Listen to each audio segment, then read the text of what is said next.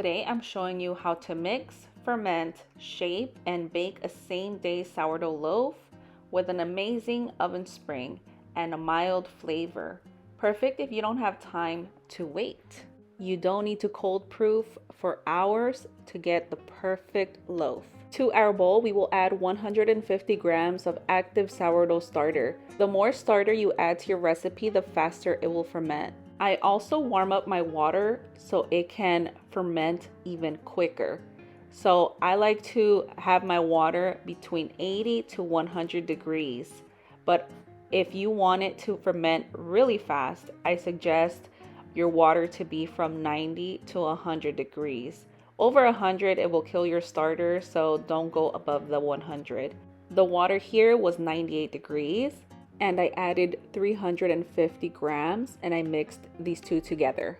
And then I add 500 grams of flour and 10 grams of salt, and I mix everything together until there are no pockets of flour left over. You can feed your sourdough starter the night before, that way it can be peaked in the morning, and even mix the dough earlier than I did. But what I did is I fed my sourdough starter at 6 in the morning. I had 55 grams of sourdough starter and I fed it 55 grams of flour and 55 grams of water. The water I did warm up as well to about 80 degrees, and my starter was ready within 5 hours. When I mixed this dough, it was already starting to fall. So you can do this loaf from beginning to end within 1 day, as long as you warm up the water for your starter and your dough. After mixing your dough, you want to let it rest for about 30 minutes on the counter. So this is the first set of stretch and folds. I go ahead and stretch the dough, fold it over, turn the bowl a quarter turn, and repeat until you go all around the bowl until the dough starts to pull back and you can't really stretch anymore. I also like to grab my dough and flip it over and do some slap and folds. This really helps strengthen your dough from everywhere, and I go ahead and take the temperature of the dough as well. This dough was about 78 degrees after the first set of stretch and folds, which is perfect. This dough will ferment really fast. So now we go ahead and let the dough rest for another 30 minutes. This is the second set, and the dough is already starting to feel like it's rising. It's not very obvious, but I can just feel it in the dough. So we're going to do the exact same thing we did on the first set, and then we let the dough rest for another 30 minutes, and then we'll do our third set. I do take the temperature of the dough throughout the whole process. It does go down after every stretch and fold, just a tiny bit, but the dough still ferments really fast.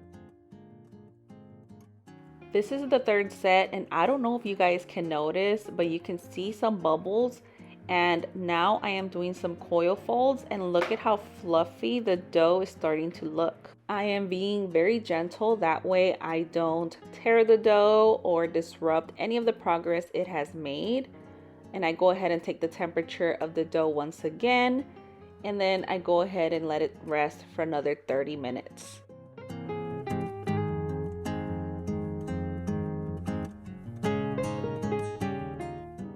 On to our last set. You can see that the dough is even more fluffy and it's starting to rise even more.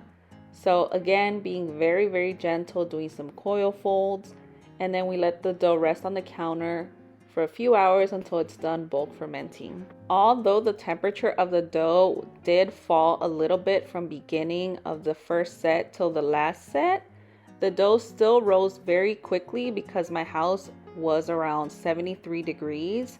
And also adding more starter to your recipe will speed things up even more. So warm water and more starter will give you a same-day loaf.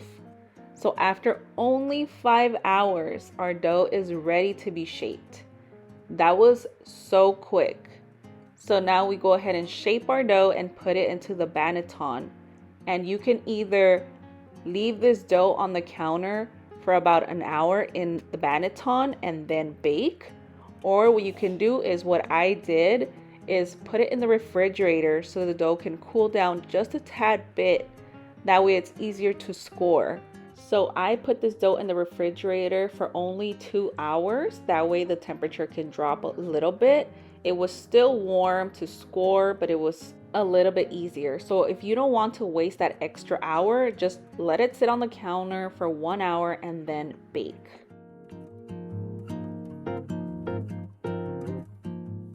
So here I am doing a pre-shape. That way the dough can get nice and tight, and that way I let it rest for a few minutes and then put it into the banneton.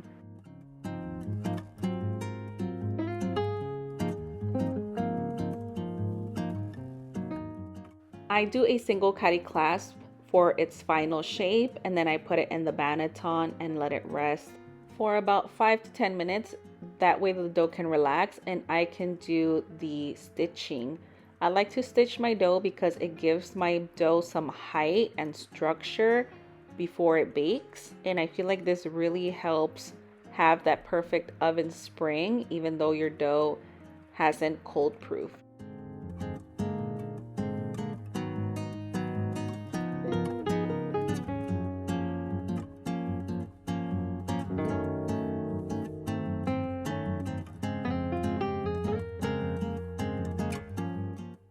I like to put a plastic wrap on top of the banneton. That way my dough doesn't dry out and create like a dry top layer.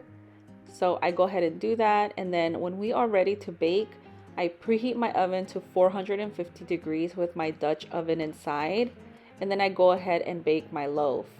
So this is what the dough looks like after 2 hours in the refrigerator, and it should look like this after 1 hour if you leave it on the counter.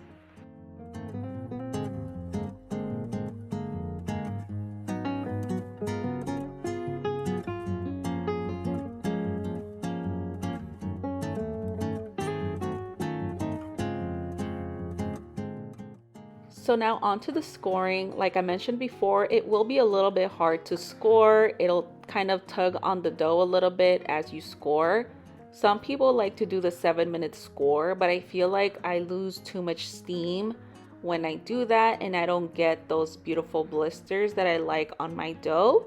So I just go ahead and score the dough now, and then I go ahead and put it in the Dutch oven with the lid on for 25 minutes.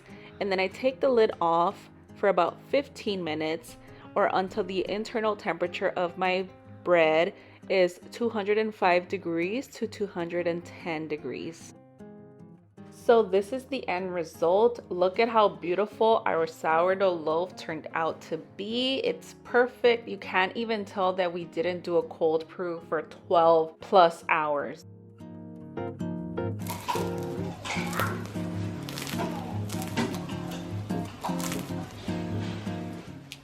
This is also great if you don't really like that sourdough taste. It has a more mild flavor. You can't really taste it. So this is also perfect for those people.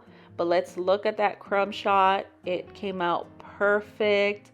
It's super soft, super fluffy, and it's one of my best loaves. I love doing same-day sourdough.